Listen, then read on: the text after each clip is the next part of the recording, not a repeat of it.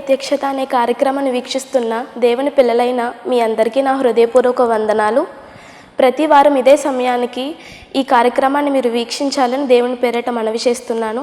ఇప్పుడు reverend doctor KJR Palaraju గారిచే అందించబడుతున్న వాక్యమును మీరు విని దైవాశీర్వాదమును పొందాలని కోరుకుంటున్నాను.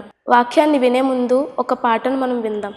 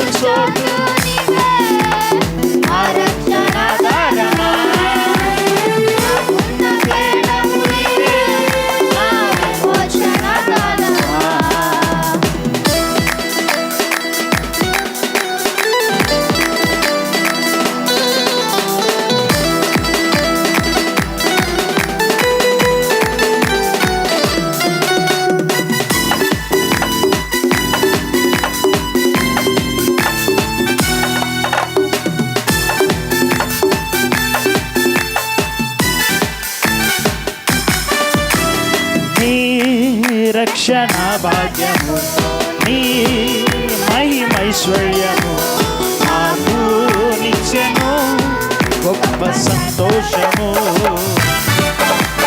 నీ రక్షణ భాగ్యము నీ మహిమైశ్వర్యము నాకు నిత్యము. నీవే మాకు స్వాస్థ్యము, నీవే మాకు సమస్తము, నీవే మాకు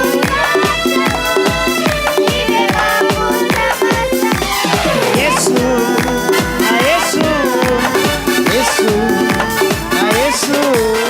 ప్రైజ్ ది లార్డ్. మన ప్రభువును రక్షకుడైన యేసుక్రీస్తు శుభనామంలో దేవుని ప్రత్యక్షత అనేటువంటి కార్యక్రమాన్ని చూస్తున్న మీ అందరికీ కూడా ప్రేమపూర్వకమైన వందనాలు తెలియజేస్తున్నాను. మరి ఒక వారంలో మిమ్మల్ని చూడడానికి ప్రభు నాకు ఇచ్చిన ఈ మంచి శ్రేష్టమైన సమయాన్ని బట్టి నేను ఎంతో స్తుతిస్తున్నాను. బాగున్నారమ్మా? మరి ప్రతి వారం ఈ వాక్యాన్ని వీక్షిస్తూ మరి చక్కని ఫోన్ కాల్ చేస్తూ మీ యొక్క మరి కుటుంబంలో ఉన్న సమస్యలను మాకు తెలియజేస్తున్నారు. మేము మీ కొరకు ఎంతగానో ప్రార్థిస్తున్నాం. దేవుడు మిమ్మల్ని ఒక మంచి ఆధిక్యతతో నింపాలని ఆశపడుతూ ఉన్నాను. మంచిది. మరి వాక్యము వినడానికి మనం సిద్ధమవుదాం. ఈరోజు మన అంశాన్ని చాలా జాగ్రత్తగా ఆలోచించవలసిన వారమై ఉన్నాం. అంశం ఏమిటంటే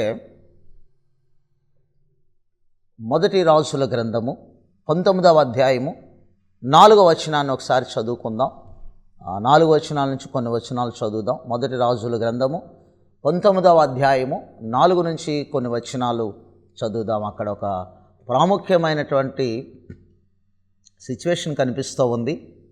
అది మన కుటుంబంలో లేక మన జీవితంలో జరుగుతూ ఉంది అని నేను నమ్ముతా ఉన్నాను. దాని నుండి మనం ఎలా విడిపించబడాలో పరిశుద్ధాత్మ దేవుడు మనకు సహాయం చేయాలని నేను కోరుకుంటూ ఉన్నాను. రండి దేవుని వాక్యాన్ని శ్రద్ధగా విందాం. దేవుడు మనతో మాట్లాడడానికి ఇష్టపడుతున్నాడు. ఆయన మాట్లాడుతూ ఉండగా ఆయన మెల్లనే స్వరము ద్వారా మనము మన యొక్క జీవితాలను చక్కదిద్దుకుందాం. వాక్యం చదువుకుందాం. మొదటి రాజుల గ్రంథము 19వ అధ్యాయము 4వ వచనం. తాను ఒక దిన ప్రయాణము అరణ్యములోనికి పోయి ఒక బదరీ వృక్షము క్రింద కూర్చుండి మరణాపేక్ష కలిగిన వాడై యెహోవా నా పితరుల కంటే నేను ఎక్కువ వాడను కాను ఇంత మట్టుకు చాలును నా ప్రాణము తీసుకొనుము అని ప్రార్థన చేశాను. చాలమ్మా. ప్రభునందు నా ప్రియమైన దేవుని బిడ్డలారా, దేవుని ప్రత్యక్షత అనేటువంటి కార్యక్రమము వింటున్నా లేక వీక్షిస్తున్న మీ అందరికీ కూడా మరొకసారి వందనాలు తెలియజేస్తున్నాను. ప్రియులారా, ఈరోజు అంశం ఏమిటి అంటే, బలిపీఠం యొద్ద కూర్చున్నావా లేక బదరి వృక్షం కింద కూర్చున్నావా? బలిపీఠం యొద్ద కూర్చున్నావా లేక బదరి వృక్షం క్రింద కూర్చున్నావా? ప్రియులారా, ఇక్కడ ఒక ప్రవక్త అయినటువంటి దేవుని చేత పిలవబడినటువంటి దేవుని చేత ఏర్పరచబడినటువంటి మహాప్రవక్త అయినటువంటి ఏలియా రాజైన అహాబు యొక్క భార్య అయినటువంటి యెజబెలుకు భయపడి తనున్నటువంటి పట్టణము నుండి తనున్నటువంటి ప్రదేశము నుండి భయపడి అరణ్యములోనికి వెళ్ళిపోయాడు. బెయేర్షెబా అరణ్యములోనికి వెళ్ళిపోయి ఆ అరణ్యములో నుండి ఇంకొంచెము ఒక దినము ఎంత ప్రయాణము చేయగలవాడో అంత దూరము ప్రయాణమైపోయాడు. వెళ్ళేటప్పుడు ఈ ప్రవక్త అయినటువంటి ఏలియాతో ఒక వ్యక్తి కూడా ఉన్నాడు. ఆ వ్యక్తిని తీసుకుని వెళ్ళాడు.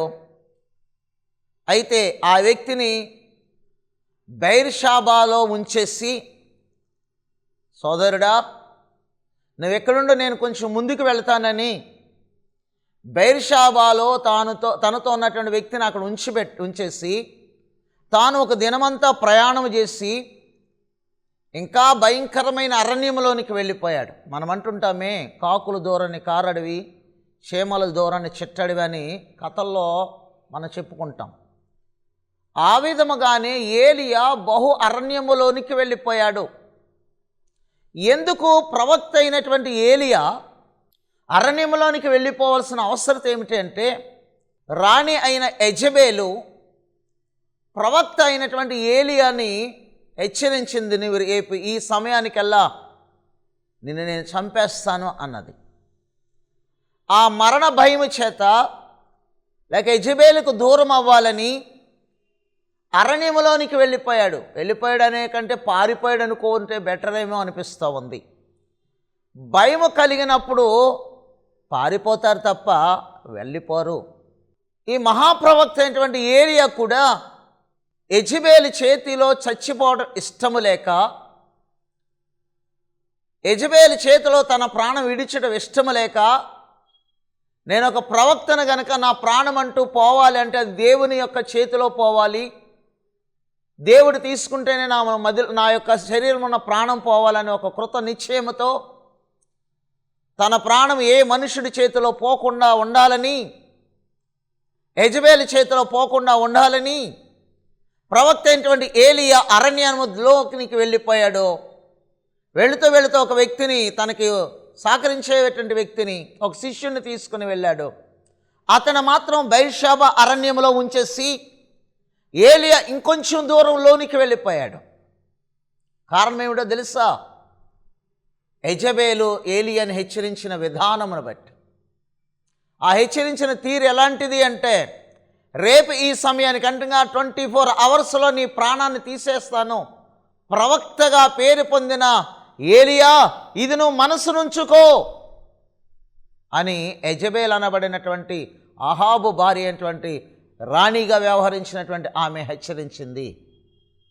ప్రియులారా, హెచ్చరికను చూచి ప్రాణము తన చేతిలో విడిచిపెట్టడం ఇష్టం లేక, నా ప్రాణము దేవుని దగ్గరే, దేవుడే తీసుకోవాలి, దేవుని చేతిలోనే పోవాలని వెళ్ళి బలిపీఠము దగ్గర ప్రార్థన చేయవలసిన ఏలియా, బలిపీఠము దగ్గర కూర్చున్నటువంటి ఏలియా బలిపీఠము దగ్గర దేవుని ప్రత్యక్షతను చూచిన ఏలియా, బలిపీఠము వైపు తన కన్నులెత్తినటువంటి ఏలియా, బలిపీఠము దగ్గర దేవుని యొక్క ఆకాశము నుండి ఒక బలమైనటువంటి అగ్నిని కురిపించిన ఏలియా భయపడి బలిపీఠాన్ని విడిచిపెట్టి బదరి వృక్షము క్రిందకి వెళ్ళిపోయాడు.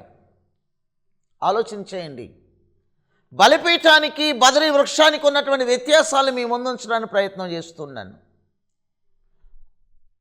దేవుని మందిర ప్రాంగణంలో ఉన్నటువంటి ప్రవక్త అయినటువంటి ఏలియా బలిపీఠము దగ్గర బలిపీఠాలను కట్టి, బలిపీఠాలను బాగు చేసి, బలిపీఠము దగ్గర మోకరించి, ఇదిగో మహాకాశములో ఉన్నటువంటి దేవాది దేవుని యొక్క ఆ యొక్క అగ్నిని కురిపించిన ఏలియా అరణ్యములోనికి వెళ్ళిపోయాడు.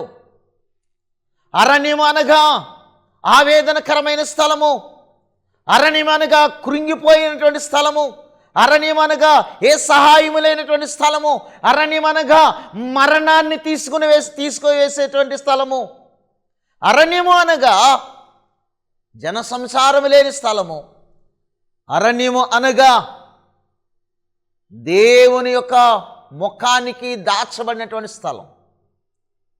ఎప్పుడు దేవుని ప్రత్యక్షతను చూస్తున్నటువంటి ఏలియా మరణానికి భయపడి, యెజబెలుకు భయపడి, దేవుని స్థలాన్ని విడిచిపెట్టి, దేవుని ప్రత్యక్షతను మానివేసుకుని, దేవుని ప్రత్యక్షతను చూడకుండా అరణ్యములోనికి వెళ్ళిపోయాడు.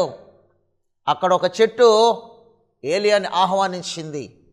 ఆ చెట్టు పేరే బదరి వృక్షము. బదరి వృక్షానికి ఉన్నటువంటి ప్రత్యేకత ఏమిటంటే, నీవెవరైనా సరే దానిని ఆశ్రయించినప్పుడు, లేక దాన్ని ప్రేమించినప్పుడు, దాని యొక్క స్థానంలోనికి వెళ్ళినప్పుడు అది పొమ్మనదు, నిన్ను రమ్మంటది. అది పొమ్మనే చెట్టు కాదు, అది రమ్మనే చెట్టు. ఆ చెట్టును ఆశ్రయించిన వానికి మరణమే తప్ప జీవము లేదు. ఆ చెట్టును ఆశ్రయించిన వానికి మరణమును ఆవరింపజేస్తుంది తప్ప మరణమును తప్పించదు. బదరి వృక్షము కిందకి వెళ్ళినటువంటి ఏలియా ఆ వృక్షము కింద కూర్చున్నాడు. మొట్టమొదటగా మరణాపేక్ష కలిగిన వాడై కూర్చున్నాడు. అయ్యా, నా పితరుల కంటే నేను ఎక్కువ వాడినేం కాదయ్యా, నేను చాలా చిన్నవాడనయ్యా, కనుక వాళ్ళకంటే ఎక్కువ వాడినేం కాదు, కానీ ఇదిగో నేను చనిపోవడానికి ఇష్టంగా ఉన్నాను, నన్ను తీసివేసుకొని ప్రార్థన చేస్తూ ఉన్నాడు. ఒక వ్యక్తి ఎప్పుడు నన్ను తీసివేసుకోమని ప్రార్థన చేస్తాడంటే, కృంగిపోయినప్పుడు, వేదన భరించలేనప్పుడు, శోధన భరించలేనప్పుడు, లేకపోతే ఇంట్లో ఉన్నటువంటి పరిస్థితులు భరించలేనప్పుడు, వీధిలో ఉన్న పరిస్థితులు భరించలేనప్పుడు, మనసునకు కలిగినటువంటి వేదన తట్టుకోలేనప్పుడు, కన్నీరు మున్నీరుగా కారుస్తున్నప్పుడు, అయ్యా నేను ఎవరి కోసం బ్రతకాలయ్యా, నేను ప్రేమించిన వారే నన్ను ద్వేషిస్తున్నారు, నేను ప్రేమించిన వారే నాకు దూరం అయిపోయారు, నేను ప్రేమించిన వారే నన్ను తిడుతూ ఉన్నారు, నేను ప్రేమించిన వారే నన్ను హేళనగా మాట్లాడుతున్నారు, నేను ప్రేమించిన వారే నన్ను లెక్క చేయటం లేదు, నేను ఎంతగా ప్రేమించానో ఈ రోజున అంతగా ద్వేషించబడుతున్నాను, నా స్నేహితుల ద్వారా ద్వేషించబడుతున్నాను, ఇదిగో నా భార్య ద్వారా ద్వేషించబడుతున్నాను, నా భర్త ద్వారా ద్వేషించబడుతున్నాను, ఇదిగో నా బిడ్డల ద్వారా ద్వేషించబడుతున్నాను, ఇదిగో నేను ప్రాణంగా ప్రేమించిన నా ప్రియురాల ద్వారానే ద్వేషించబడుతూ ఉన్నాను. ఓ యవనుడా, ఒకవేళ నీ ప్రియురాలని ఎంతగా ప్రేమించావో నాకు తెలియదు. ఓ యవన స్త్రీ, నీ ప్రియుడు నువ్వు ఎంతగా ప్రేమించావో నాకు తెలియదు. కానీ ఇప్పుడు నువ్వు ఎంతగా ప్రేమించిన నీ ప్రియుడు ఈరోజు నేను విడిచిపెట్టాడు అని నువ్వు బాధపడుతున్నావేమో, ఒకవేళ నా ప్రియురాలు నన్ను కాదంది అని బాధపడుతున్నావేమో. ఈరోజు నువ్వు ఏ స్థితిలో ఉన్నావో తెలుసా? మందిరంలో ఉన్నప్పుడు దేవుని ప్రత్యక్షతను చూచిన అనుభవంలో సంతోషించావు, ఆనందించావు, ఆశీర్వదించబడ్డావు, దేవుని ఆత్మచేత నింపబడ్డావు. ఇప్పుడైతే ఈ లోక ప్రేమకు గురైపోయి, ఈ లేక ప్రేమను ఆశించి, ఇదిగో ఈ ప్రేమ అనేటువంటి వలయములో పడిపోయి, నా ప్రియుడు నన్ను మోసం చేస్తాడని అనుకోలేదు, నా ప్రియురాలు నన్ను మోసం చేస్తుందని అనుకోలేదు, నా బిడ్డలు నన్ను మోసం చేస్తారు అనుకోలేదు, నా భార్య నన్ను విడిచిపెట్టి వెళుతుందని అనుకోలేదు, లేక నా భర్త నన్ను విడిచిపెట్టి వెళ్ళిపోతాడని ఏనాడు ఊహించలేదయ్యా అని కన్నీరు కారుస్తున్నావేమో. దేవుడు ఈరోజు నీతో మాట్లాడుతున్నాడు సోదరి సోదరుడా. నీ స్థితి ఎలా ఉందో తెలుసా? ఒకప్పుడు దేవుని ప్రత్యక్షత కలిగినటువంటి ఆ బలిపీఠం దగ్గర కూర్చుని దేవుని ప్రత్యక్షతను అనుభవించినటువంటి నీ జీవితంలో ఈ రోజున నీవు ఒకవేళ అరణ్యము లాంటి బ్రతుకులో బదరి వృక్షము కింద కూర్చుండి అయ్యా ఇంకా నీ ఆ బ్రతుకు ఎందుకులే, తీసుకో ప్రభా, నేను ప్రార్థన చేస్తున్నావేమో ఏలియా వలే. ఏలియా చేసిన పొరపాటు అదే. నా పితరుల కంటే నేను ఎక్కువ వాడిని ఏం కాదయ్యా, ఇంత మటుకు చాలు, నన్ను తీసుకోమని ప్రార్థన చేస్తూ ఉన్నాడు. ప్రార్థన చేసి ఆ యొక్క వేదన చేత ఆ ప్రార్థన చేస్తూ ఉండగానే ఆ చెట్టు ఏం చేస్తుందో తెలుసా? ఆ బదరి వృక్షం ఏం చేస్తుందో తెలుసా? మత్తును కలిగించింది. మరణములోనికి తీసుకుని వెళ్ళడానికి, నువ్వు మరణంలోనికి వెళ్ళడానికి మత్తుని నిన్ను ఆవరిస్తుంది. పాపం అనే మత్తు నిన్ను ఆవరిస్తుంది. పాపం అనేటువంటి మత్తు నిన్ను లాక్కి వెళ్ళిపోతుంది. కాదంటావా? ఏలియా భక్తిపరుడే, మంచి ప్రసంగికుడే, మంచి ప్రవక్తే. కానీ ఏమైనా ప్రార్థన చేస్తున్నాడు? నా పితరుల కంటే నేను ఎక్కువ వాడినేమి కాదయ్యా, నన్ను తీసుకోమని ప్రార్థన చేశాడు. ప్రార్థన చేసిన వెంటనే మత్తు కలిగింది. ఆ చెట్టు అతనికి నిద్రలోనికి నడిపించింది. వెంటనే నిద్రపోయాడు. ఇక్కడ తీసుకెళ్ళినటువంటి ఏమో ఆ యొక్క సోదరుని, లేక తన యొక్క మరి సహదాసుడిని, లేక తనతో ఉన్నటువంటి ఆ శిష్యుడిని బెయిర్షాబా దగ్గర ఆపేశాడు. బెయిర్షాబా అనగా జీవము కలిగినటువంటి స్థలం. బెయిర్షాబా అనగా నిన్ను జీవింపజేసే స్థలం. ఒకవేళ ఏలియా ఆ దాసుడితో పాటు బెయిర్షాబాలో ఉంటే జీవించి ఉండేవాడు. కానీ తన దాసుడిని బెయిర్షాబాలో ఉంచి ఒక దినమంతా ప్రయాణం చేసి ఆ భయంకరమైన అరణ్యంలోనికి వెళ్ళినప్పుడు ఒక చెట్టు ఆహ్వానించింది. వెల్కమ్ మై డియర్ బ్రదర్ అని ఆహ్వానించింది. వెల్కమ్ మై డియర్ అని పిలుస్తూ ఉంది. ఈ మాటలు మనకు చాలా ఇష్టం కదా. ప్రేమగా మాట్లాడే మాటలు చాలా ఇష్టంగా ఉంటే సాతానుడు ఎప్పుడు ప్రేమగా పిలుస్తాడో ఉచ్చులో పడవేయటానికి. ఆ చెట్టు ఏలియాని పిలిచింది, వెల్కమ్ వెల్కమ్, నీకు నేను ఆశ్రయం ఇస్తానని. ఏలియా వెళ్ళాడు, బాధతో చిన్న ప్రార్థన చేశాడు. వెంటనే మైకం కమ్మింది, లేక నిద్రపుచ్చింది ఆ స్థలం, నిద్రపుచ్చింది ఆ చెట్టు, నిద్రపుచ్చింది ఆ బదరి వృక్షము. నిద్రపోయాడు. పరలోకములో ఉన్న దేవాది దేవుడు చూస్తున్నాడు. ప్రియులారా, దేవుడు దేవదూతను పంపించాడు. దేవదూత ఎలారా చూపిస్తున్నాడు, ప్లానింగ్ అంతా చూపిస్తున్నాడు. ఆయన హస్తంలో, ప్రభు హస్తంలో చూపిస్తున్నాడు దేవదూతకి. ఇదిగో ఇది కనిపిస్తుందా? కనిపిస్తుంది. ఆ యొక్క సరౌండింగ్ అంతా కనిపిస్తూ ఉంది. ఆ లొకేషన్ అంతా కనిపిస్తూ ఉంది ప్రభు చేతిలో. ఆ బదరి వృక్షం కనిపిస్తుంది. ఆ బెయిర్షాబాలో ఉన్నటువంటి ఆ అడవంతా కనిపిస్తుంది. ఆ యొక్క అరణ్యం అంతా కనిపిస్తుంది. ఇదిగో ప్రవక్త అయినటువంటి ఏలియా నిద్రపోతున్నటువంటి ఆ స్థలం కనిపిస్తుంది. ఆ బదరి వృక్షము కూడా కనిపిస్తుంది. చూసావు కదా? చూశాను. నువ్వు అక్కడికి వెళ్ళి ఒక మంచినీళ్ళు వాటర్ బాటిల్ ఒకటి తీసుకొని వేడివేడిగా ఆ యొక్క నిప్పుల మీద కాల్చమని అప్పం కూడా తీసుకుని వెళ్ళు. నా కుమారుడు చాలా బలహీనతో ఉన్నాడు, నా కుమారుడు చాలా వేదంతో ఉన్నాడు, నా కుమారుడు చాలా రోదనిస్తున్నాడు, నిద్రపోతున్నాడు, వెళ్ళి భోజనం పట్టుకెళ్ళంటే ఎవ్వడో తేలైనటువంటి ఆ స్థలానికి దేవదూత పరలోకం నుండి భోజనం తీసుకొచ్చాడండి. దేవునికి స్తోత్రం కలిగిన గాక. ప్రియ దేవుని బిడ్డ వచ్చి లేపింది. సమయం లేదు కనుక నేను చెప్తున్నాను. మొదటి రాజుల గ్రంథం 19వ అధ్యాయం 4, 5, 6, 7 వచనాలు చదవండి మీ పరిశుద్ధ గ్రంథాన్ని తెరిచి. ప్రియులారా, దేవదూత వచ్చి ముట్టి తట్టి, ఎలియా ఎలియా గెటప్, లేచాడు. ఇదిగో తల దగ్గర నిప్పుల మీద కాల్చబడిన అప్పములు, ఆ బాటిల్లో తెచ్చినటువంటి వాటరు తన చేతికి అందించి దేవదూత వెళ్ళిపోయాడు. లేచి అప్పము తిని, ఆ వేడివేడిగా ఉన్నటువంటి ఆ యొక్క అప్పములు తిని మంచినీళ్ళు తాగాడు. మరలా బదరి వృక్షం అంటది, తిన్నావు కదా మరలా పడుకో అంటది. ఎలాగైనా ఏలియాను చంపాలనుకుంది బదరి వృక్షం, ఎలాగైనా ఏలియాను నశింప చేయాలనుకుంది బదరి వృక్షము. కానీ దేవుడు మాత్రము ఆయన విడిచిపెట్టలేదండి. ఆయన విడిచిపెట్టలేదు కనుక మరలా దేవాది దేవుడు మరలా దేవదూతను పంపించాడు. చక్కగా ఆ యొక్క అప్పములు తీసుకొని వచ్చాడు. మరలా దేవదూత లేపింది, తట్టింది. అవి తిన్న తర్వాత ఇదిగో తిను, నీకు శక్తికి మించిన ప్రయాణం నేను సిద్ధం చేశాను. ఒక దినమంతా ప్రయాణం సిద్ధం చేశాను ఇదిగో అని ఆ యొక్క అప్పం తీసుకుని ఆ దేవదూత తెచ్చిన రెండోసారి అప్పం తెచ్చినటువంటి దేవదూత తెచ్చినట్టు అప్పములు తిని వాటర్ తాగిన తర్వాత ఇంకా పడుకోనివ్వలేదు. దేవునికి స్తోత్రం కలుగునగాక. లే, నీకు శక్తికి మించిన ప్రయాణం ఉందని దేవదూత దేవుని పర్వతం అనబడినట్టు హోరేబునకు నడిపించింది. ఏలియా అద్భుతమైన కార్యాలు చేయడం ప్రారంభించారు. ప్రియులారా, ఒకవేళ నువ్వెంతవరకు దేవుని మందిర ప్రాంగణమైనటువంటి ఆ యొక్క బలిపీఠం మీద కూర్చుని దేవుని ప్రత్యక్షతను చూచుండొచ్చు. బలిపీఠము దేవుని యొక్క ప్రత్యక్షతను చూపిస్తుంది, కానీ బదరి వృక్షము నీకు మరణాన్ని తెచ్చిపెడుతుంది. బలిపీఠము దేవుని మహిమను చూపిస్తుంది. బలిపీఠం దగ్గర దేవుని మహిమను చూడగలుగుతావు. బలిపీఠం దగ్గర దేవుని ప్రత్యక్షతను చూడగలుగుతావు. బలిపీఠం దగ్గర దేవుని యొక్క సన్నిధిలో పాప ప్రాయశ్చిత్తార్థము నీకు లభిస్తుంది. బలిపీఠం దగ్గర నీకు పవిత్రత లభిస్తుంది. బలిపీఠం దగ్గర నీకు దేవుని అభిషేకం లభిస్తుంది. బలిపీఠం దగ్గర దేవుని యొక్క సమాధానం లభిస్తుంది.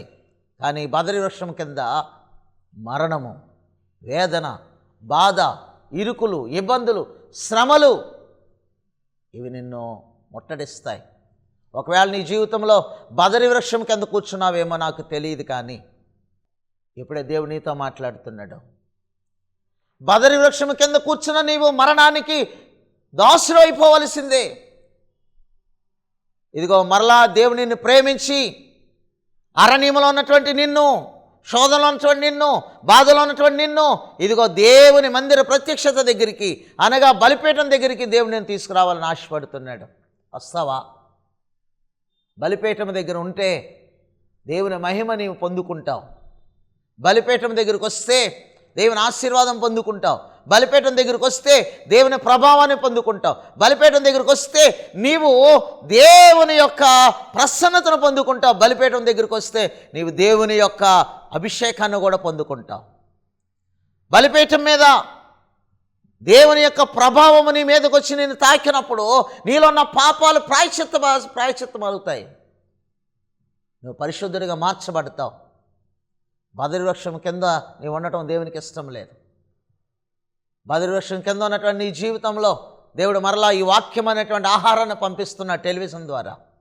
టెలివిజన్ ద్వారా దేవుని ప్రత్యక్షత అనే కార్యక్రమం ద్వారా ఈ వాక్యం అనేటువంటి అప్పమును, వాక్యం అనేటువంటి ఆహారమును, వాక్యం అనేటువంటి నీటిని నీకు ఇచ్చి ఇదిగో నీ శ్రమ అనేటువంటి ఆ యొక్క అరణ్యములో నుండి దేవుడు నిన్ను బయటికి తీసుకురావడానికి ఇష్టపడుతున్నాడు. ఎంతకాలం నువ్వు బదరి వృక్షం కింద, బాధలనే బదరి వృక్షం కింద, దుఃఖమనే బదరి వృక్షం కింద, వేదననే బదరి వృక్షం కింద ఎంతకాలం కూర్చుంటావు? ఎంత మట్టుకు చాలే నా బ్రతుకు, చచ్చిపోదాం అనుకుంటున్నావా? దేవుని ఉద్దేశం అది కాదు.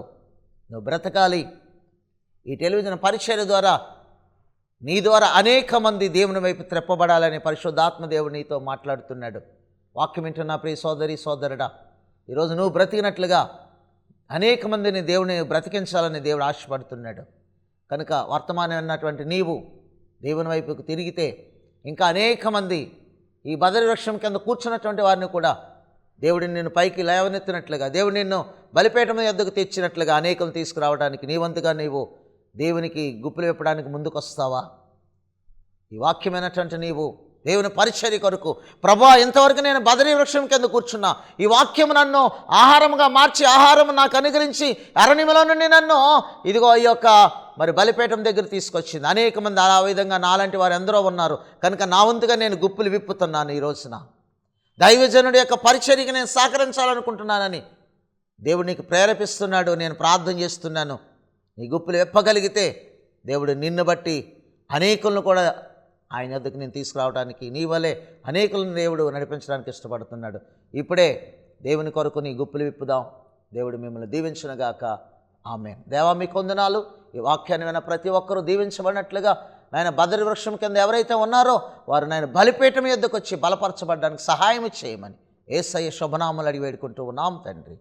ఆమేన్. Praise the Lord. చింతా నీ చింత పోవును, నీ హృదయమంతా నింపుకో యేసుని, యేసు నీ చెంత నీ చింత పోవును నీ హృదయమంతా నింపుకో యేసు సాధ్యం సాధ్యం యేసులో సాధ్యం సాధ్యం సాధ్యం సమస్తము సాధ్యం సాధ్యం సాధ్యం యేసులో సాధ్యం సాధ్యం సాధ్యం సమస్తము సాధ్యం యేసు నీ చెంత నీ చింత పోవును నీ హృదయమంతా నింపుకో యేసుని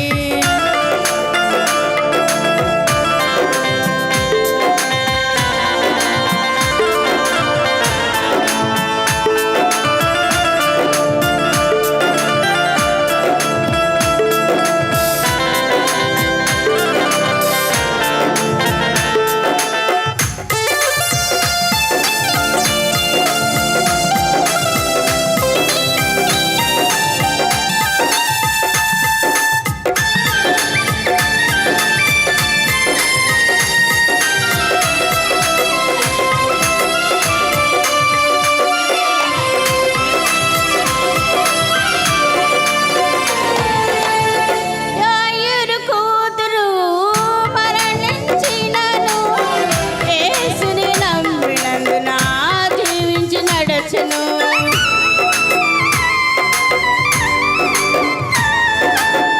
యాయిరు కూతురు మరణించినను యేసుని నమ్మినందున జీవించి నడచెను నమ్మి చూడు యేసుని నిత్య జీవమిచ్చును నమ్మి చూడు యేసుని నిత్య జీవమిచ్చును సాధ్యం సాధ్యం యేసులో సాధ్యం సాధ్యం సాధ్యం సమస్తము సాధ్యం సాధ్యం సాధ్యం యేసులో సాధ్యం సాధ్యం సాధ్యం సమస్తము సాధ్యం యేసుని చెంత నీ చింత పోవును నీ హృదయమంతా నింపుకో యేసుని. ప్రభునందు ప్రియమైన దేవుని పిల్లలారా, ఈ టెలివిజన్ పరిచర్య ప్రారంభించి 1వ సంవత్సరం పూర్తి చేసుకుని 2వ సంవత్సరంలోనికి నడిపించినందుకు దేవునికి స్తోత్రములు. ఈ బ్లెస్సింగ్ టీవీ ఛానల్ ద్వారా దేవుని ప్రత్యక్షత అనే కార్యక్రమాన్ని వీక్షిస్తున్న మీ అందరికీ ధన్యవాదములు. ఈ కార్యక్రమంలో దైవజనులచే అందించబడిన వాక్యాన్ని విని మేము ఆశీర్వదించబడుతున్నాం అని మీరు చేసే ఫోన్ కాల్ని బట్టి మేము ఎంతగానో సంతోషిస్తున్నాం. ఈ భారభరితమైన పరిచర్యలో మీ వంతుగా మీరు కొద్దిపాటి సహాయాన్ని అందించుటకు మీ గుప్పిళ్ళు విప్పాలని కోరుతున్నాము. కనుక మీ కానుకలను ఫోన్పే ద్వారా పంపి ఆశీర్వదించబడాలని కోరుతున్నాము. దేవుడు మిమ్మల్ని దీవించును గాక. ఆమెన్. మా చిరునామా reverend doctor KJR Polaraj garu, new Jerusalem central church, Saidilpeta, Mendapeta, doctor BR Ambedkar, Konaseema district, Andhra Pradesh. మా సెల్ నంబర్స్ 9676497742 మరియు 9618277996.